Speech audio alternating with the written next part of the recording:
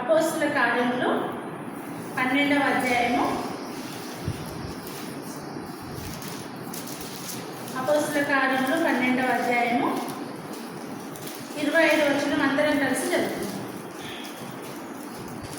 12:25. బర్నబాయు సౌలును తమ పరిచర్య నెరవేర్చిన తర్వాత మార్కును మారుపేరు గల యోహానును వెంటబెట్టుకొని యెరూషలేము నుండి తిరిగి వచ్చింది. ప్రభు సాయం కొరకు చిన్న ప్రార్థన చేసుకుందాం. పరిశుద్ధమైన తండ్రి, జీవం కలిగిన దేవ, యేసయ్య ఘనమైన నామమున మీకు వందనాలు చెల్లించుకుంటూ, అయ్యా ఈ దినం ఇంతవరకు మరి పాటల్లోనూ సాయం చేసినారు, వాక్య లేఖనాలను చదువుకుంటున్నాం, వివరించుకోవడానికి మాకు సహాయం దయచేయవలసిందిగా ప్రార్థిస్తూ, మీ కృపను మీ సహాయాన్ని కోరుకుంటూ, మీ సన్నిధిని కోరుకుంటూ, మా ప్రభు రక్షకుడును యేసయ్య ఘనమైన నామమున స్తుతించి ప్రార్థించి అడిగి వేడుకొంచున్నాము తండ్రి, ఆమేన్.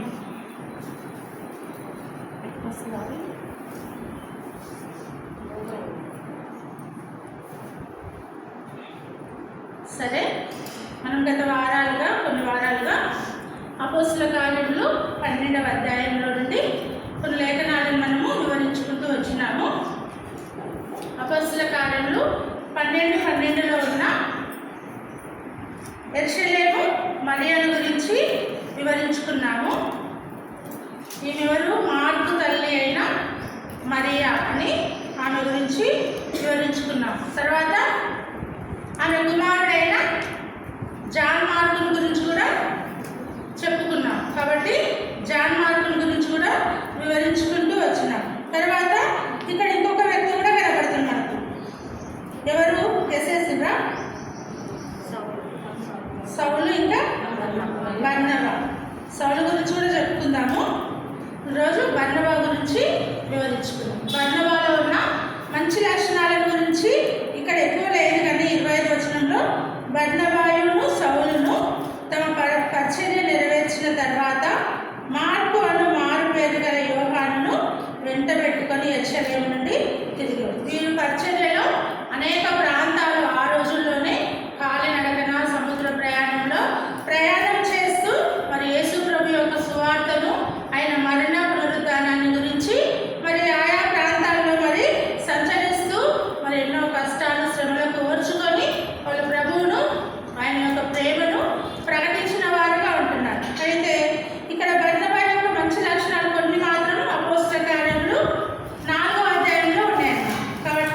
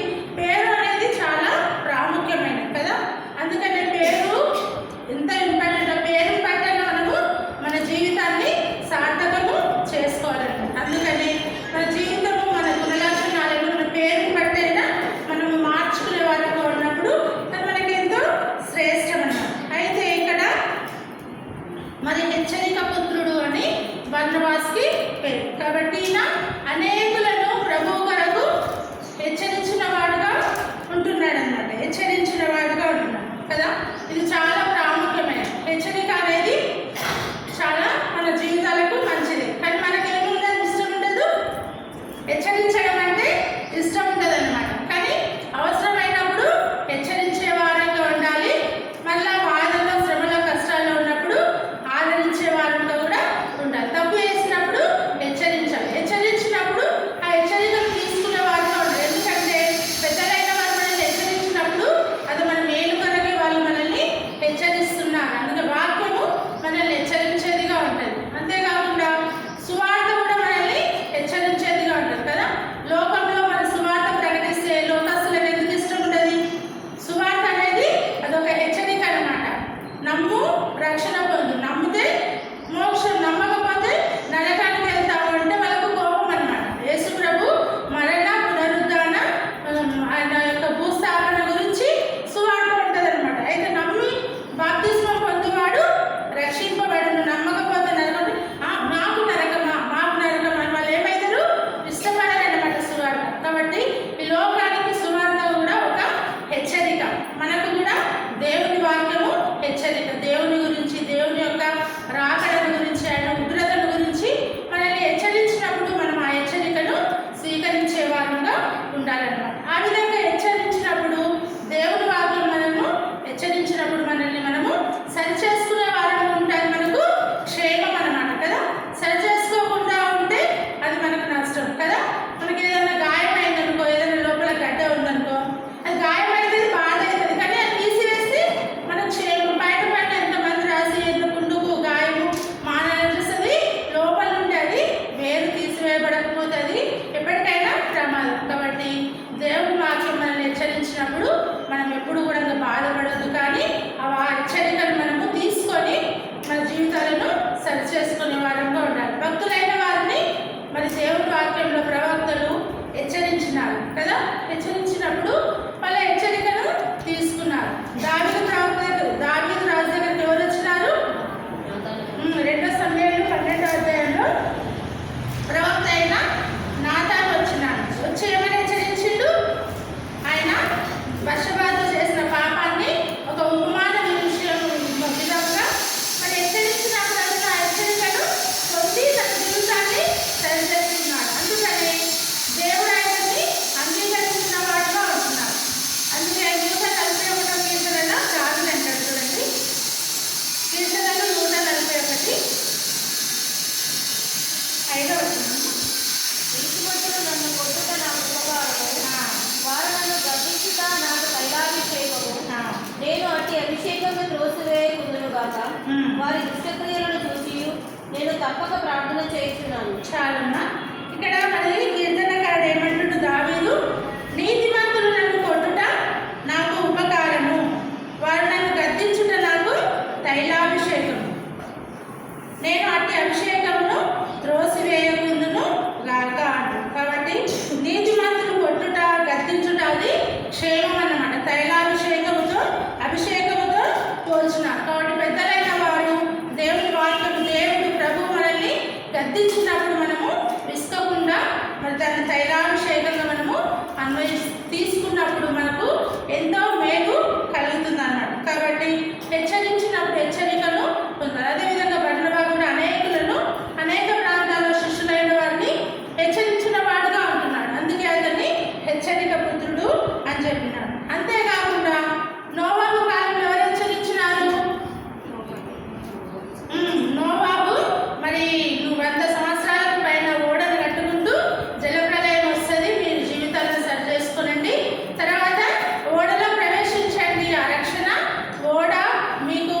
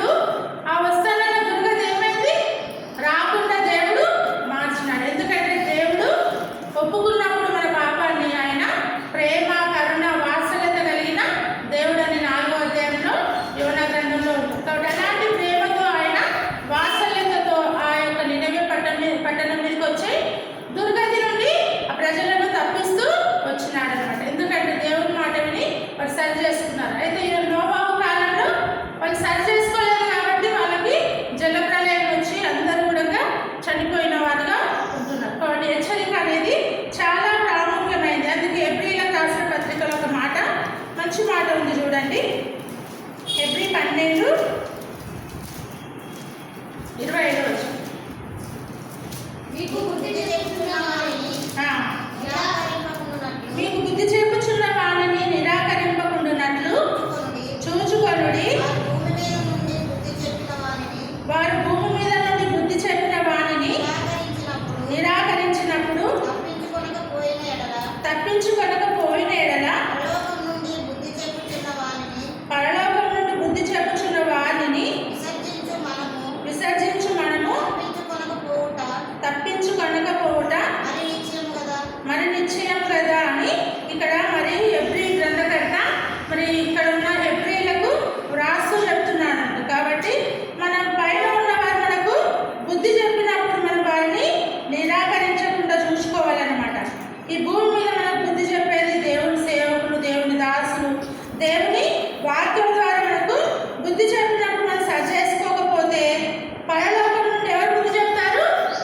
దేవుడు పరలోకం నుండి బుద్ధి చెప్పుచున్న వాడిని విసర్జించు మనము కూడా తప్పించుకొనకపోవటం మరి నిశ్చయం కదా. కాబట్టి పరలోకం నుంచి కూడా దేవుడు మనల్ని బుద్ధి చెప్పినప్పుడు మనం ఒకవేళ నిరాకరిస్తే మనం ఆ శిక్ష నుండి ఆ ఉగ్రత నుండి ఏం చేయము, తప్పించుకోలేమన్నమాట. నరకము తప్పదు. కాబట్టి మనం మన పైన నాయకులుగా ఉన్నవారు మనను బుద్ధి చెప్పినప్పుడు వాక్యం ద్వారా మనము నిరాకరించకుండా మనం వాక్యాన్ని అంగీకరించే వారంలో ఉన్నప్పుడు అది మనకెంతో క్షేమం అనమాట. అలాంటి హెచ్చరిక పుత్రుడు అనే అర్థం ఇచ్చే బర్నబాలో ఉన్న ఇది ఒక మంచి లక్షణం అన్నమాట. ఇంకొక లక్షణము ఆదరించేవాడు, ప్రేమించేవాడు అన్నమాట. ఆయన మరి కష్టాల్లో, దుఃఖంలో, బాధలో ఉన్నవారిని మన బర్నబాస్ ఏం చేసేవాడు?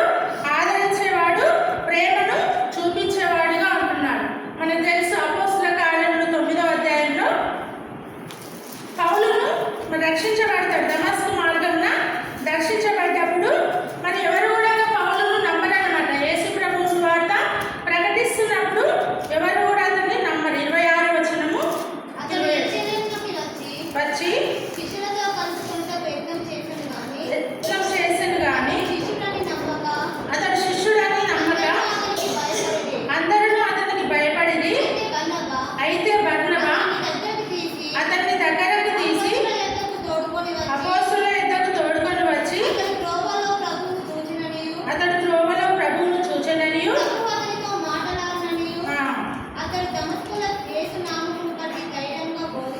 బోధించననియు వారికి వివరంగా తెలియపరచు. ఇక్కడ కూడా మరి అపోస్తలుడైన పౌలు మరి సంఘం ఎంతో హింసించిన వాడుగా సంఘాన్ని హింసించడానికి దమస్కుకు పత్రికలు తీసుకొని వెళ్తున్న సందర్భంలో మార్గంలో యేసు ప్రభు అతన్ని దర్శించి అతన్ని రక్షించి అతన్ని తనకు శిష్యునిగా చేసుకున్నాడు అనమాట. చేసుకుంటే అతను మరి యెరూషలేముకు వచ్చి యేసే క్రీస్తు, యేసే రక్షకులను బోధిస్తుంటే, ప్రకటిస్తుంటే మిగతా యేసు ప్రభు యొక్క శిష్యులు ఏమైతే లేరు, నమ్మడం లేదు.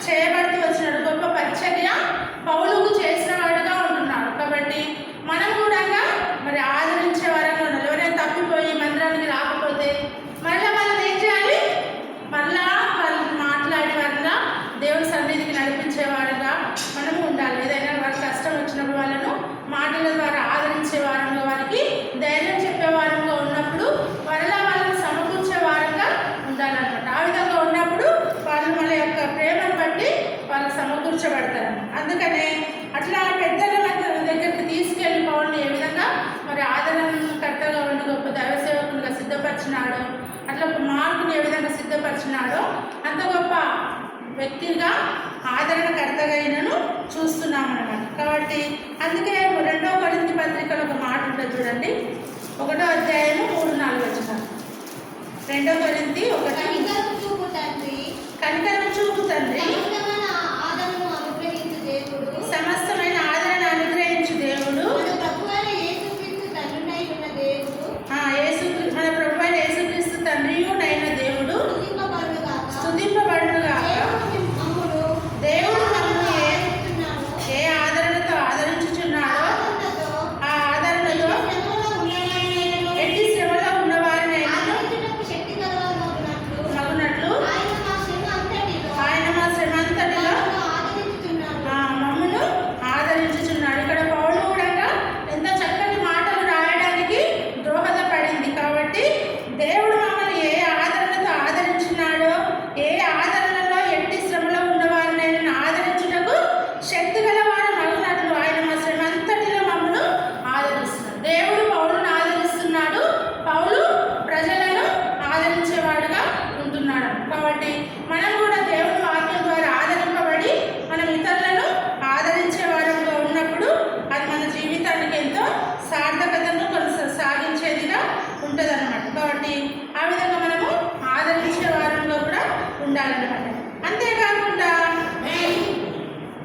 ఈ బర్నబా ఏమైనాడు, బర్నబా యొక్క ఊరు కూడా రాయబడింది కదా. ఎక్కడ ఈ బర్నబా ఊరు గ్రామం అంటే కుప్రా. కుప్రాలో పుట్టిన లేవీయుడు అని ఉందన్నమాట. కుప్రా అనే ప్రాంతంలో ఇతను జన్మించినాడు. అయితే ఇతను లేవీ గోత్రంలో జన్మించినాడు. లేవీలో నుండే మరి యాజకత్వము పరిచర్య అనేది మరి దేవుడు ఎన్నుకున్నాడు. కాబట్టి లేవీయుడైన ఈ బర్నబా కుప్రా అనే ప్రాంతంలో జన్మిస్తూ వచ్చినాడు. అంటే కుప్రా అనేది ఎక్కడ ఉంది అంటే మనకు వెనుక తర్వాత మ్యాప్లో చూసుకోండి, వెనుక మ్యాప్లో ఉంటుంది. ఇది సముద్రం మధ్యలో ఒక దీవి అన్నమాట. మ్యాప్ లాస్ట్ చివరిలో ఉంటుంది. అయితే ఇక్కడ మరి మధ్యధరా సముద్రం ఉంటుంది. మధ్యధరా సముద్రంలో కింద యెరూషలేము ఉంటుంది. చివరి కింద యెరూషలేము, తర్వాత అంతియోకయ, కైసరయ, తూరు, సీదోను, ఫెనీకే ఉంటుంది. మధ్యలో కుప్రా కనిపించిందా? ఒక దీవి అన్నమాట కుప్రా అనే ప్రాంతం. తర్వాత చూసుకోండి, ఇది ఎంతో సముద్రం మధ్యలో ఉండే దీవి అన్నమాట. దీవి అంటే ఏంది? సోషల్ తెలిసిన వాళ్ళకి దీవి ద్వీపం అన్నమాట. ఇది ఒకటి ద్వీపము, ద్వీపకల్పము అని 2 ఉంటాయి. కుప్రా అనేది సముద్రం మధ్యలో ఉంది చూడు, చుట్టూ నీళ్ళుండి మధ్యలో ఉన్నదాన్ని ఏమంటారు? ద్వీపము అంటారు. ద్వీపకల్పం అంటే మూడు వైపుల నీరుంది అంతేనా రాజకుమారక్క? ఏమో ఇప్పుడు సోషల్ సడన్గా గుర్తుకొచ్చింది. 3 వైపుల నీరుండి ఒకవైపు భూమి ఉంటేనేమో ద్వీపకల్పం అంటారు. చుట్టూ నీరుండి మధ్యలో భూమి ఉండేదాన్ని ద్వీపము అంటారు అనమాట. అయితే ఆ ద్వీపం కదా ఎంతో కష్టం ఇక్కడ వెళ్ళడానికి. అయితే అలాంటి ద్వీపంలో ఎవరు కూడా మనుషులు సంచరించని ప్రాంతంలో నుండి మరి యేసు ప్రభు అతన్ని దర్శించి అతన్ని రక్షించినాడు. కాబట్టి మనల్ని కూడా యేసు ప్రభు రక్షించినప్పుడు ఏదో పెద్ద పెద్ద పట్టణాలలో ఏదో పెద్ద ఉన్నతమైన స్థితిలో నుంచి మనల్ని రక్షించలేదు, కానీ మనల్ని కూడా ఏదో ప్రాంతం నుంచి ఆయన ఏర్పాటులో ఉంటే మనల్ని రక్షించుకునేవాడుగా ఉంటాడనమాట. కాబట్టి ఆ కుప్రా అనే ప్రాంతము ఇప్పుడు ఏమని పిలువబడుతుందంటే సైప్రస్ అని పిలువబడుతుంది. ఇప్పుడు టర్కీ ప్రాంతంలో ఉందన్నమాట. సైప్రస్ అనే పేరుతో పిలువబడుతుంది. అయితే అక్కడ ఏముంటాయంటే రాగి నిక్షేపాలు ఉంటాయంట. రాగిని వెలికి తీస్తారు. ఇప్పుడు మనం ఇట్లా పొగ్గులు తీస్తున్నారు మన దగ్గర, అట్లా ఆ ప్రాంతాల్లో మరి ఆ చిన్న ద్వీపమైన కూడా రాగి నిక్షేపాలు, మరి సముద్రంలో గ్యాస్ ఉత్పత్తి చేయడం ఇవన్నీ కూడా ఆ ప్రాంతంలో జరుగుతుంది. అందుకని అక్కడ యూదులు, క్రైస్తవులు అనేకులు ఆ ద్వీపమైనప్పటికీ అక్కడ నివాసం ఉంటారు. అలాంటి ప్రాంతంలో నుండి రక్షింపబడ్డవాడు ఈ బర్నబా అన్నమాట. ఇతడు లేవీయుడు. ఈ విధంగా మరి బర్నబాను దేవుడు రక్షించి ఆ కుప్రాల ప్రాంతంలో నుండి రక్షించుకున్నవాడుగా ఉంటున్నాడు. కాబట్టి అంతేకాకుండా ఈ బర్నబాలో ఉన్న ఒక లక్షణం ఏంటంటే అతడు పరిశుద్ధాత్మతో నిండుకొనిన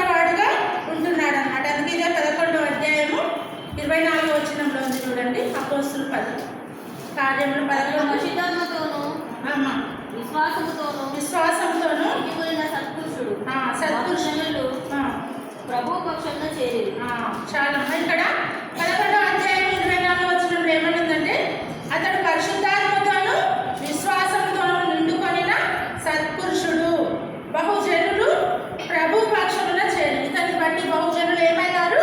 ప్రభు పక్షమున చేరినారు. కాబట్టి పరిశుద్ధాత్మతో నిండుకొనిన వాడంటే ఎంత శ్రేష్టమైంది కదా. పరిశుద్ధాత్మను కలిగి ఉండడం అనేది చాలా గొప్ప విషయం. కాబట్టి నేటి దినాలలో కూడా పరిశుద్ధాత్మను మనం పొందుకోవడం, పరిశుద్ధ ఆత్మ నడిపింపులో మనం నడవడం అనేది అది ఎంతో శ్రేష్టమైనది. కాబట్టి పరిశుద్ధాత్మ ద్వారా నిండుకోవాలంటే మనం ఏం చేయాలి? ప్రభు యొక్క మాటకు లోబడాలి, దేవుని వాక్యాన్ని చదవాలి, దేవుని వాక్యాన్ని వినాలి.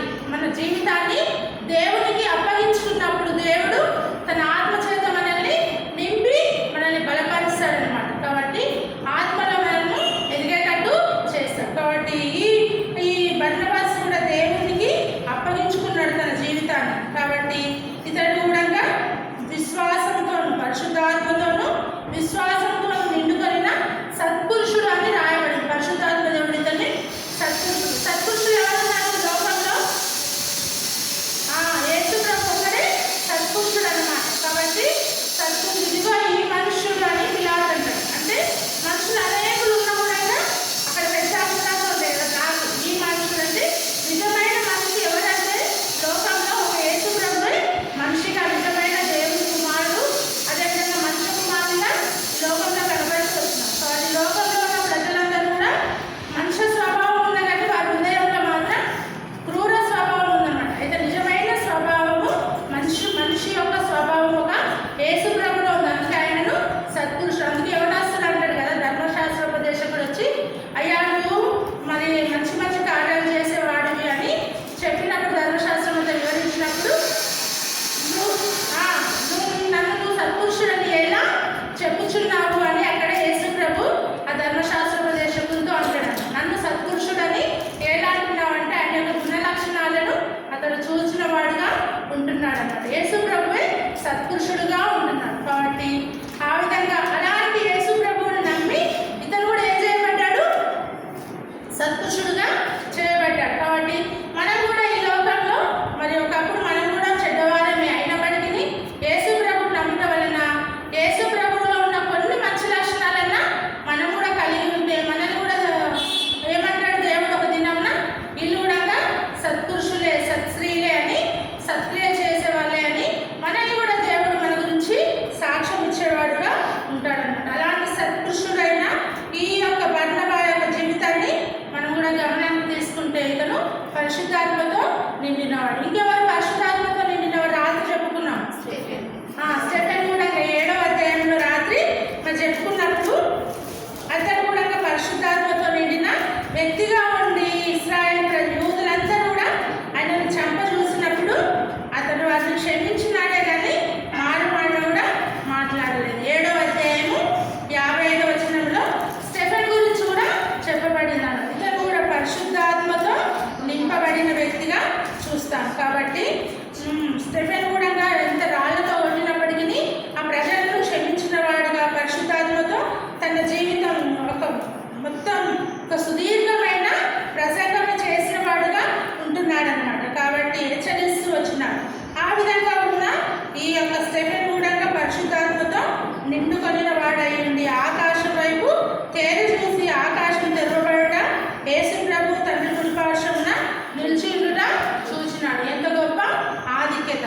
కాబట్టి ఆ విధంగా స్టెఫెన్ కూడా పరిశుద్ధాత్మతో నిండుకొనిన వ్యక్తి అనమాట. కాబట్టి నేను కూడా దేవుని వాక్యానికి లోబడి దేవుని వాక్యానుసారంగా జీవిస్తే దేవుడు మనల్ని కూడా తన ఆత్మ చేత నింపి మనల్ని బలపరుస్తాడనమాట. అప్పుడు ఆత్మ చేత అనేకమైన కార్యాలను మనం కూడా ప్రభు కొరకు చేసేవారుగా ఉంటాము. కాబట్టి అలాంటి ఆత్మ చేత నింపబడిన వాడు మరి బర్నబా.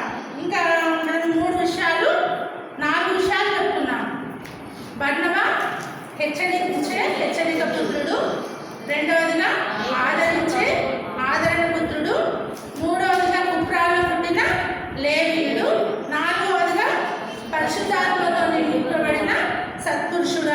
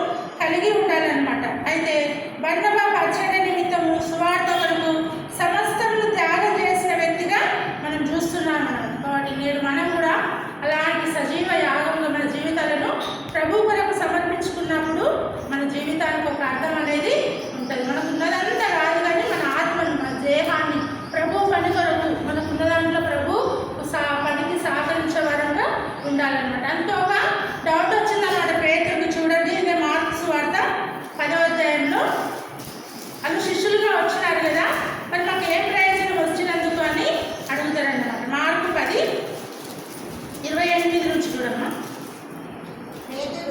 పేతురు ఇదిగో మేము సమస్తమును విడిచిపెట్టి నిన్ను వెంబడించుదుమని ఆయనతో చెప్పసాగాను. అందుకు యేసు ఇట్లనెను, నా నిమిత్తమును సువార్త నిమిత్తమును ఇంటినైనను అన్నదమ్ములనైనను అక్క చెల్లెండ్రులైనను తల్లిదండ్రులైనను పిల్లలనైనను భూములనైనను తెచ్చిన వాడు ఇప్పుడు ఇహమందు హింసలతో పాటు నూరంతలుగా ఇళ్లను అన్నదమ్ములను అక్క చెల్లెలను తల్లులను పిల్లలను భూములను రాబోలోకమందు నిత్య జీవనం పొందునని మీతో నిశ్చయముగా చెబుతున్నాను. చాలక్క. ఇక్కడ మార్కు సువార్త 10:28 నుంచి 30 వచనాల వరకు పేతురు సేవకు వచ్చిన తర్వాత పేతురు అడుగుతున్నాడనమాట. యేసు ప్రభు డైరెక్ట్గా అడుగుతున్నాడు, మేము ఇంత కష్టపడి మరి సేవకు వచ్చినాము, మేము మా జాలర్లో మరి ఏం చేసేవాళ్ళు, చేపలు పట్టేవాళ్ళు కదా, మా చేపలు పట్టే వృత్తిని విడిచిపెట్టినాము, మా దోణలను విడిచిపెట్టినాము, మా వలలను విడిచిపెట్టినాము, మేము సేవిస్తున్నాము, మరి మాకు ఏమన్నా ప్రయోజనం ఉందా? ఎందుకంటే పేతురు కండి ముందు ఆ డౌట్లు వస్తాయంట. డౌట్లు వచ్చిన తర్వాతనే ఆయన, అందుకే ఈయన డౌట్లు ముందు పుట్టిన తర్వాత ఈయన పుట్టిండారు. ఆ విధంగా పేతురు ఇదిగో మేము సమస్తను విడిచిపెట్టి నేను వెంబడించింది ఆయనతో చెప్పితే మరి అది ప్రభువుకు తెలియదా?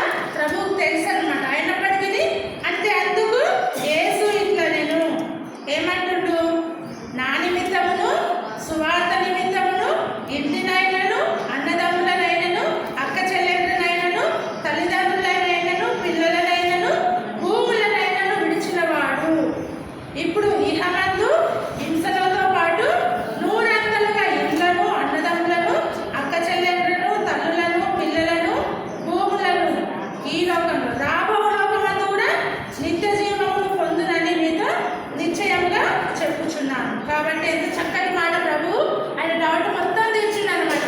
ఈ లోకంలో నా కొరకు మీరు అన్ని వదిలిపెడితే అంతకు రెండంతలు ఈ లోకంలో ఇస్తాను, పరలోకంలో కూడా మీకు ఏమి ఇస్తాను, వీటితో పాటు నిత్య జీవము కూడా ఇస్తానన్నారు కదా. ఎటర్నల్ లైఫ్, నిత్య జీవం అంటే సంతోషంగా నిత్యం ప్రభు సన్నిధిలో ఉండడం అనేది చాలా శ్రేష్టమైన అంశం అన్నమాట. అలాంటి నిత్య జీవాన్ని కూడా మీకు ఇస్తాను. కాబట్టి దేవుని సేవ చేసే వాళ్ళకి ఏది కూడా ప్రభువు నమ్మకంగా విశ్వాసంగా చేస్తే మాత్రం ఏది కూడా తక్కువ చేయడం అనమాట. కానీ కొందరు సేవ చేస్తూ కూడా బాధపడుతూ గురుగుతూ సనుగుతూ మాకు ఏం లేదు ఆ విధంగా అనుకునే వాళ్ళకి మాత్రం ఏదో ఎప్పుడు కొలతలు ఉండే ఉంటాయి. కానీ దేవుడి మీద విశ్వాసంతో ఆయన మన పరలోకం తండ్రి, ఆయన సేవ చేస్తే ఆయన బిడ్డలమైన మమ్మల్ని ఏమాత్రం ఎప్పుడు కూడా ఉపవాసం ఉంచాడు అని నమ్మినప్పుడు వారికి రెండంతలుగా దేవుడు ఆశీర్వదిస్తాడనమాట. అలాంటి సేవ చేసిన వారంగా ఉంటే మనం ఎంతో ధన్యులం. అందుకే బర్నబా కూడా అలాంటి త్యాగము సమర్పగలిగిన వ్యక్తిగా ఉండి అతడు మరి పరిచయం చేసిన వాడుగా ఉన్నాడు. అంతేకాకుండా చివరిగా అతను ఎంతో నమ్మకమైన వాడుగా ఉంటున్నాడు, నమ్మకస్తుడు అనమాట. అందుకే ఇదే 11వ అధ్యాయము చివరి వచనాలు అపోస్తుల కార్యములు 29-30 వచనాల్లో అప్పుడు శిష్యులలో ప్రతివాడును తన శక్తి కొలది యూదయలో కాపురం ఉన్న సహోదరులకు సహాయం పంపుటకు నిశ్చయించుకొనెను. అలాగ చేసి బర్నబా సౌలు అని వారి చేత పెద్దల యొద్దకు దాన్ని పంపిరి. ఇక్కడ కూడా ఏమైందంటే యూదయలో ఏమొచ్చిందంట, కరువు వస్తుందని ఒక అతను అగోపన్న ప్రవక్త ద్వారా విన్నప్పుడు అప్పుడు శిష్యులలో ప్రతి వాడు కూడా ఏం చేస్తున్నాడు, యూదయలో ఉన్న విశ్వాసుల కోసము తన శక్తి కొలది యూదయలో కాపురం ఉన్న సహోదరులకు సహాయం పంపాలని నిశ్చయించుకున్నారనమాట. అయితే ఆ సహాయం అంతా కూడా తీసుకొని మరి పంపడానికి ఎవరు నమ్మకమైన వ్యక్తి అని చూసినప్పుడు మరి అందరికీ ముందుకొచ్చింది ఎవరు,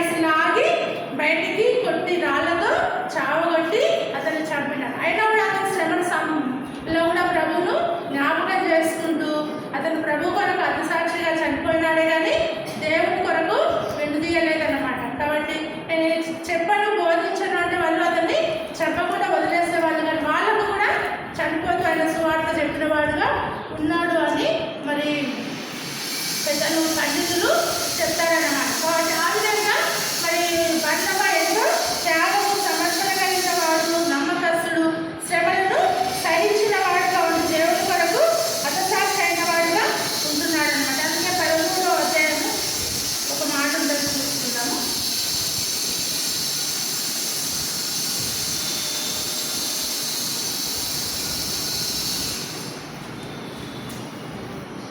ఆ, 13వ అధ్యాయము 49-50 కలిసి ఉన్నాయి చూడమ్మా. ప్రభు వాక్యము ఆ. ప్రదేశమంతటా వ్యాపించను కానీ యూదులు భక్తి మర్యాద గల స్త్రీలను ఆ పట్టణపు ప్రముఖులను రేపి పౌరులకు బర్నబాకు హింస కలుగజేసి వారిని తమ ప్రాంతం నుండి వెళ్ళగొట్టిరి.